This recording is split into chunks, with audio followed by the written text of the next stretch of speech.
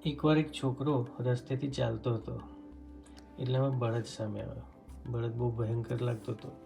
છોકરાને લાગ્યું કે આ બળદ નક્કી મને નુકસાન કરશે, એટલે એ બીકમાંથી એણે પથ્થર ઉઠાવ્યો અને બળદ પર ફેંકવા લાગ્યો.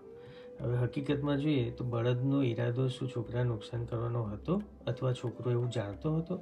ના, પણ અણસમજથી એને ભય જન્મ્યો અને ભયમાંથી એને ગુસ્સો આવ્યો અને ગુસ્સો આવ્યો એટલે પથ્થર ફેંક્યો. પથ્થર ફેંકવાની ક્રિયા ખોટી નથી અને છોકરો મૂર્તિ ખરાબ નહોતો. હવે આના પરથી આપણને એક શીખવાનું મળે કે કોઈ પણ વ્યક્તિ સ્વભાવથી દુષ્ટ નથી, પણ અણસમજણ, ભય અને અહંકાર એને ખોટા કર્મ તરફ દોરી જાય છે. જો ભગવાન એક છે અને બધામાં વસે છે તો દુઃખ આપનાર કોઈ નથી. અણસમજણ જ દુઃખનું કારણ છે. આ સમજાઈ જાય તો દુઃખ વિશ્વમાં ના ટકે અને શાંતિ શાંતિને શાંતિ જ થાય.